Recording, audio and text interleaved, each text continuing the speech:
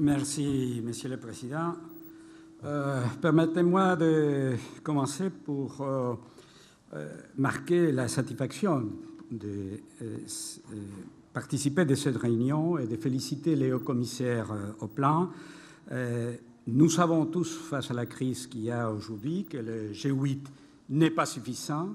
Nous savons même que le G20 n'est pas suffisant, malgré que les pays qui forment ce groupe représentent plus de 80% du produit brut mondial.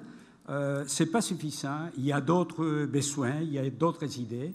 Et c'est extrêmement important d'avoir des forums comme celle-ci qui permettent pas d'agir directement, puisque nous n'avons pas le pouvoir, mais oui, la possibilité de discuter des lignes d'action décidées. On sait très bien combien ça a coûté cette crise, ou combien ça coûte en termes de finances, etc.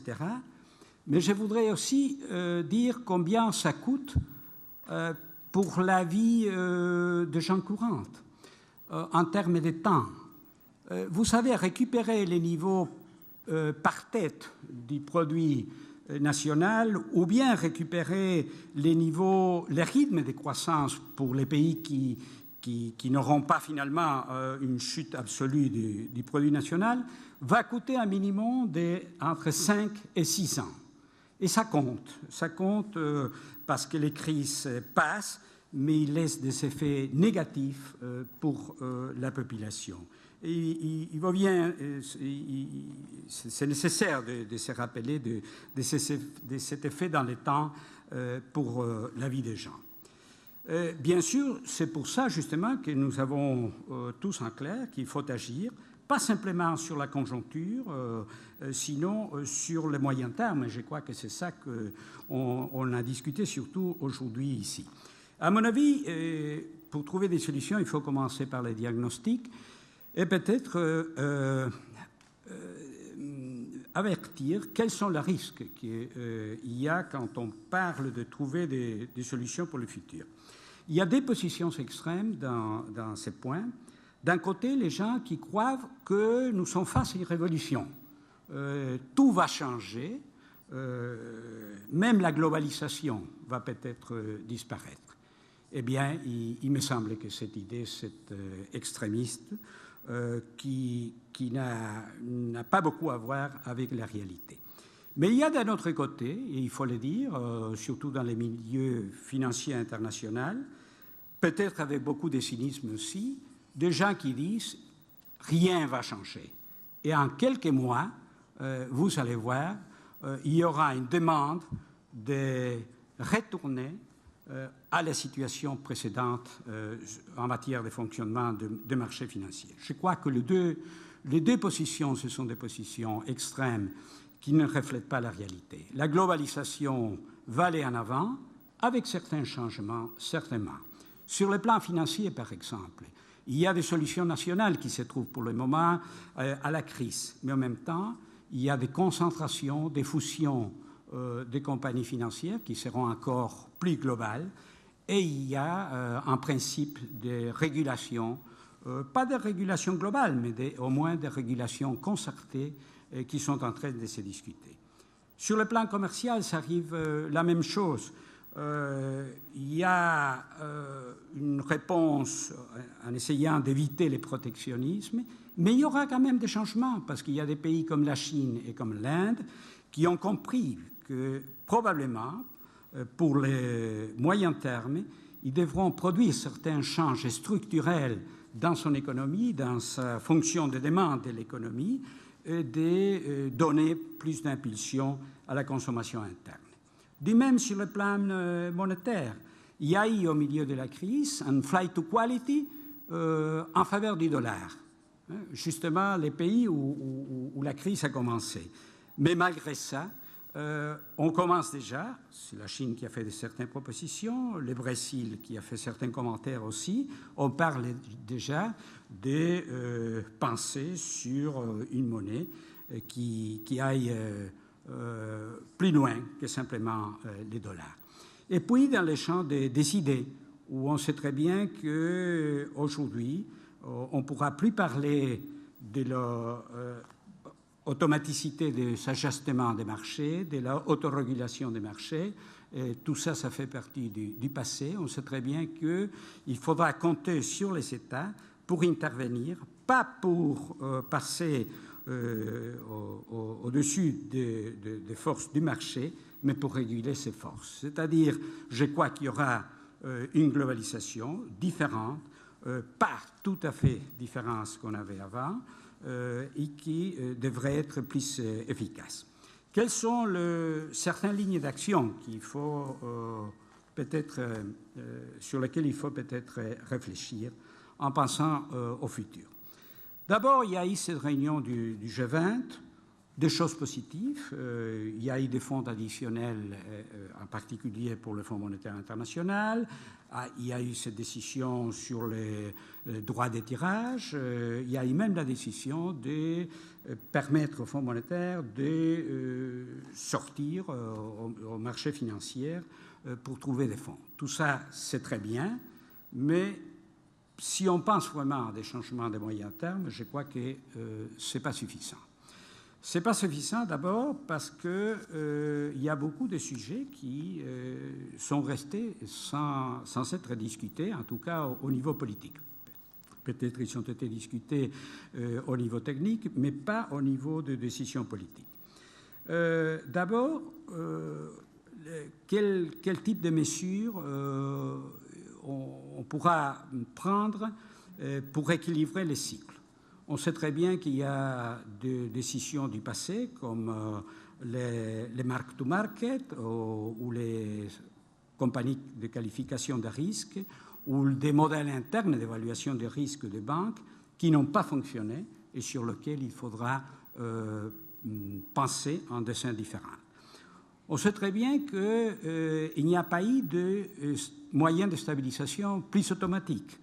Il faudra penser sur ce qu'on va demander aux banques en termes de capital en fonction de différents stades du cycle économique, et même au Fonds monétaire international, à qui on a donné maintenant de nouveau beaucoup de responsabilités, mais on ne sait pas très bien si le Fonds monétaire est capable ou non de changer par rapport au passé, surtout en matière de conditionnalité.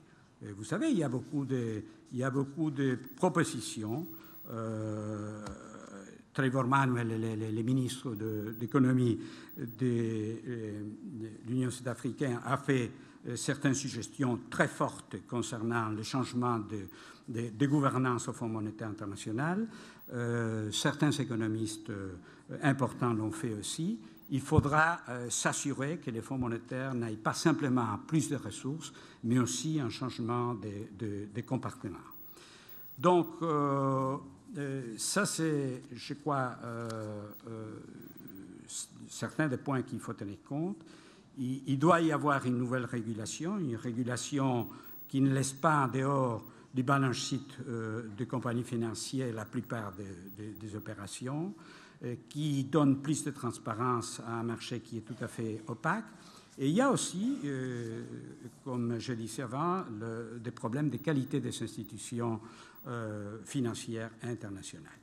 Mais je voudrais, avant de finir, marquer aussi 2 ou 3 éléments additionnels, surtout pour les moyens termes. Aujourd'hui, on est frappé par un manque de financement international.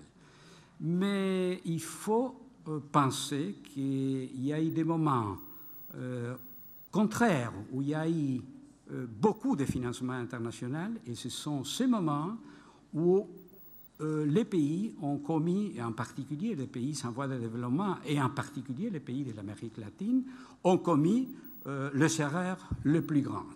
Ils ont laissé surévaluer les monnaies nationales, ils ont financé des déficits fiscaux qui n'avaient vraiment pas utilité en termes économiques. Ils ont augmenté à des niveaux extraordinaires les dettes de gouvernement avec les marchés. Donc, si on pense pour le futur, il faut penser qu'il y a un moment particulièrement dangereux pour les policymakers des pays, surtout des pays en voie de développement. Ce sont les moments ou au contraire de ce qui se passe aujourd'hui, il y a financement plus qu'assez, très, très facile à obtenir. Troisième point que je voudrais faire, il y en a certains qui disent, bon, finalement, les cycles économiques, la volatilité du cycle, ce n'est pas essentiel tant qu'on maintient certains rythmes de croissance. Je crois qu'il ne faut pas se tromper sur ça. Les cycles ont un effet qui est non neutral sur la distribution du revenu, et en conséquence de ces effets non neutral sur la pauvreté et ensemble avec une augmentation de la pauvreté, il y a toujours une détérioration, je crois que c'est Enrique Iglesias qui ce matin a parlé de ça, de la qualité institutionnelle et de la qualité politique dans les pays. Donc, même si on est capable de maintenir un certain taux de croissance équivalente avec ou sans cycle économique, l'effet sur la distribution des revenus n'est pas neutral. Et finalement, l'idée que les pays en voie de développement doivent continuer à explorer d'autres moyens qui existent aujourd'hui et qui ne sont pas explorés. Je pense en particulier au système général de préférences commerciales. En novembre 1979, au moment où les pays en voie de développement étaient très faibles en matière de commerce, les GATT, aujourd'hui les OMC, a donné la possibilité de faire des accords commerciaux qui ne doivent pas être valables pour tout le monde, qui peuvent se faire au niveau sectoriel, au niveau des pays, au niveau des régions. Et il y a eu à Belgrade, en 1988, la première ronde des négociations, et aujourd'hui est en cours, a été lancée au Brésil en 2004, la troisième ronde des négociations commerciales. Là, il y avait des pays très importants aujourd'hui dans le commerce international, l'Inde, le Brésil, le Mexique, l'Argentine, le Maroc fait partie de ces groupes-là. Et ça, c'est un instrument additionnel. Ça ne remplace pas Doha, ça ne remplace pas l'OMC, mais c'est un instrument additionnel extrêmement important qu'il faut explorer. Cette ronde de négociations est restée un peu en attendant les résultats de la ronde de Doha, mais puisque Doha prend du temps, il faut avancer et il faut faire utiliser cet instrument.